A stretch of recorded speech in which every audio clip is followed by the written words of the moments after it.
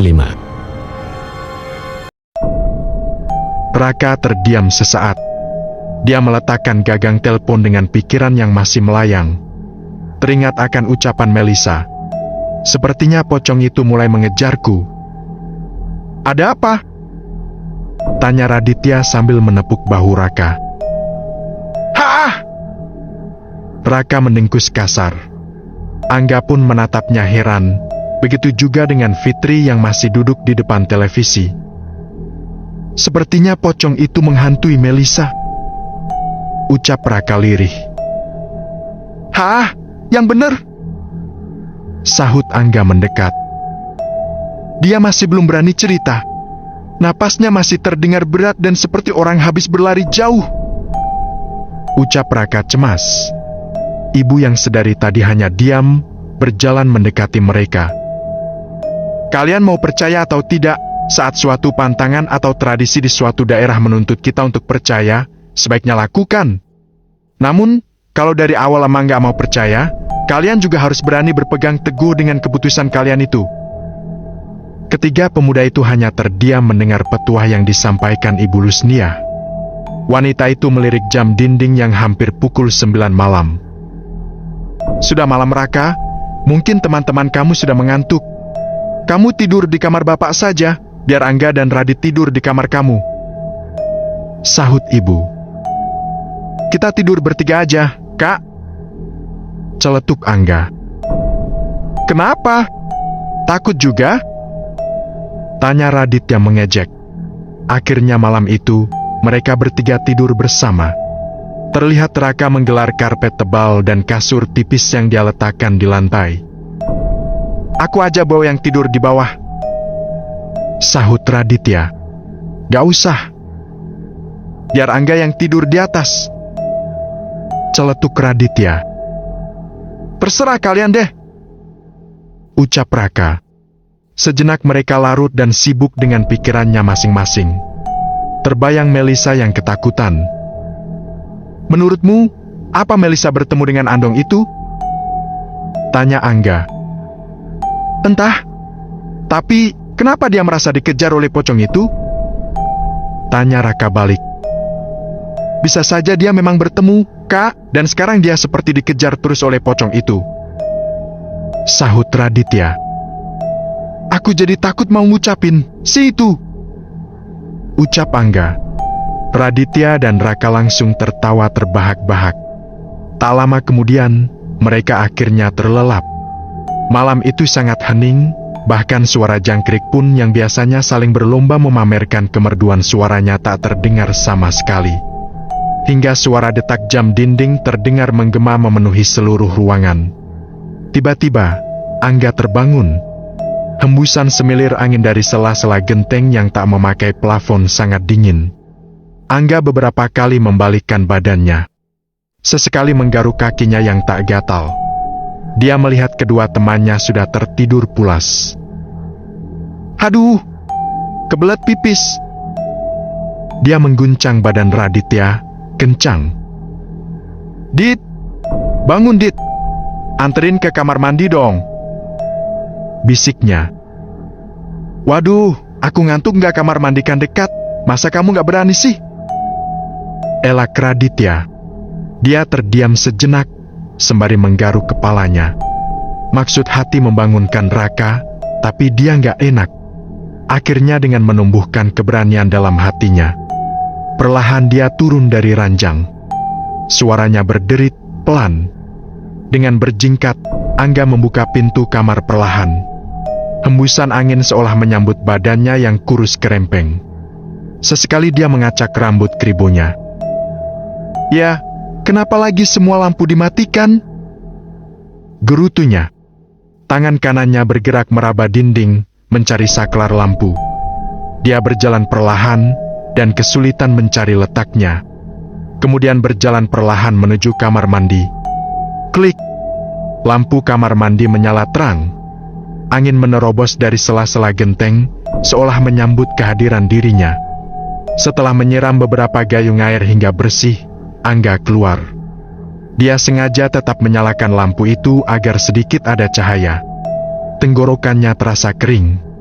Angga memutuskan berjalan ke dapur. Dia mengambil kendi dan menuangnya di gelas. Segar. Kemudian, dia berjalan menuju kamar. Saat hendak membuka pintu, dia merasa ada seseorang yang tengah menatapnya, tajam. Sontak Angga menoleh ke belakang. Tak terlihat seorang pun. Sepertinya bukan berasal dari arah belakang, tapi ruang tamu, bisiknya dalam hati. Dia memberanikan diri berjalan beberapa langkah ke depan. Kini, pandangannya seolah tercekat saat melihat seseorang yang dikenalnya. Raut wajahnya bergetar. Dia memicingkan kedua mata untuk memastikan dengan apa yang telah dilihatnya. "Kakakmu, Helmi?" Sosok itu mengangguk, pelan dan tak berhenti. Dia terus mengangguk hingga membuat Angga serba salah. "Ngapain kamu di gelap-gelap? Antar aku, pulang!" Bisiknya lirih, tapi ucapan Helmi dimengerti oleh Angga yang masih belum sadar. "Pulang?" tanya Angga ragu. Kembali Helmi mengangguk tanpa henti. Lehernya seakan patah, hingga wajah Helmi rapat ke dada. "Tetapi, leher kamu kenapa?" Sontak pertanyaan Angga membuat sosok itu berhenti mengangguk. Sosok itu semakin tajam menatap ke arah lelaki itu.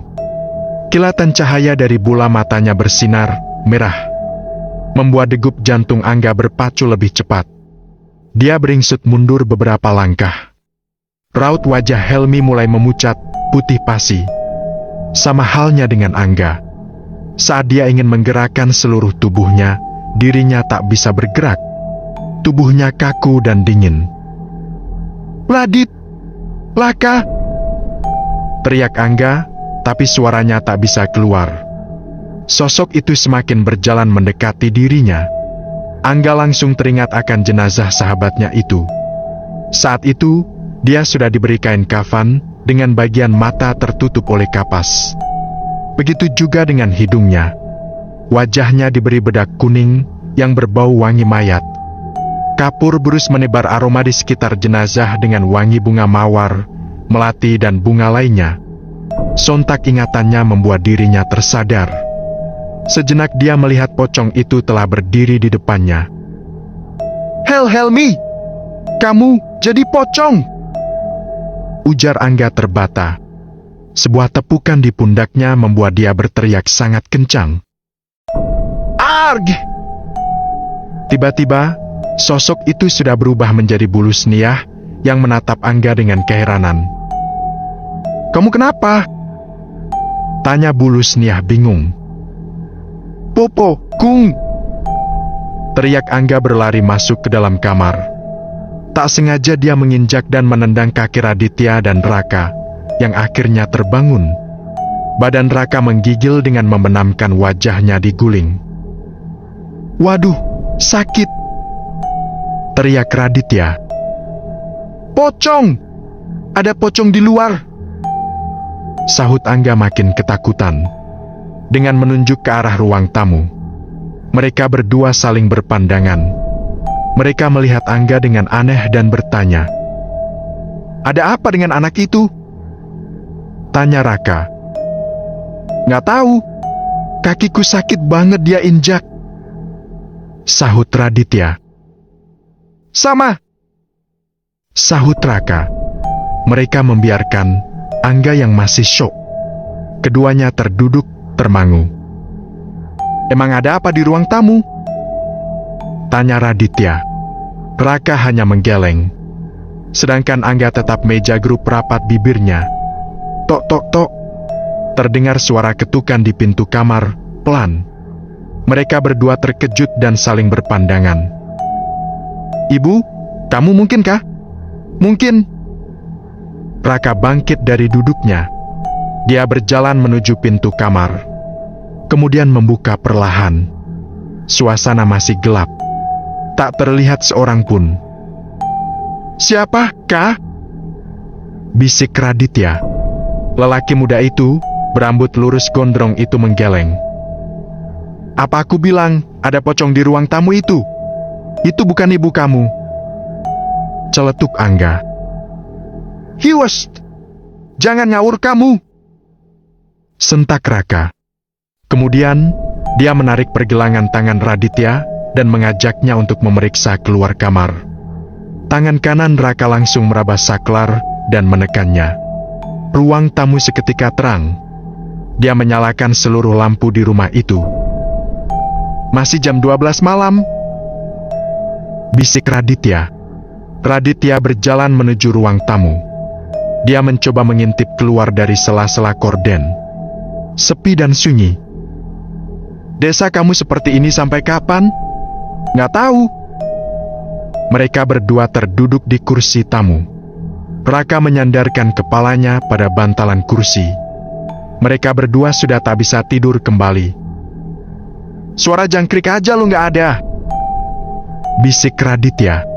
Raka hanya manggut-manggut membenarkan ucapan temannya. Tiba-tiba, hidung Raditya kembang kempis, seolah mencium bau sesuatu. Cium bau sesuatu? Enggak. Enggak. Emang bau apa?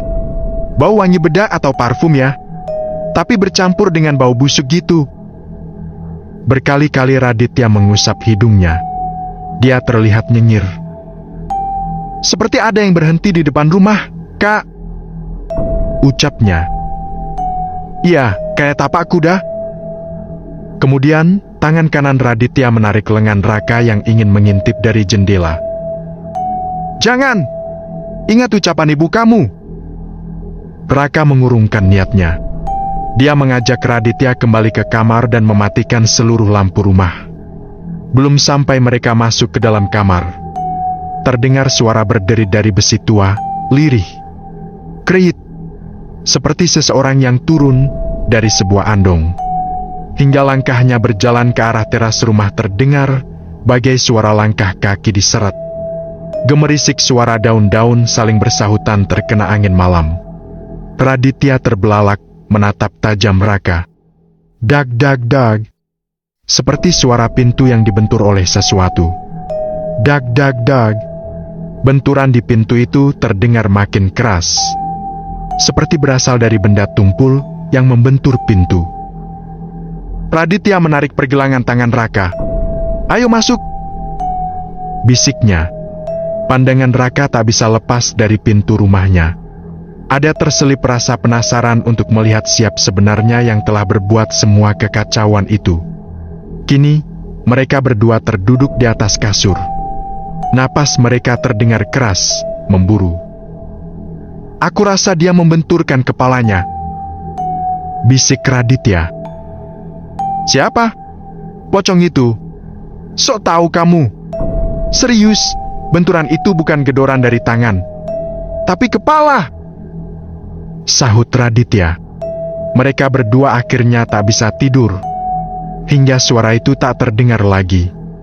Mereka berdua mencoba untuk tetap terus berjaga, sampai semua baik-baik saja.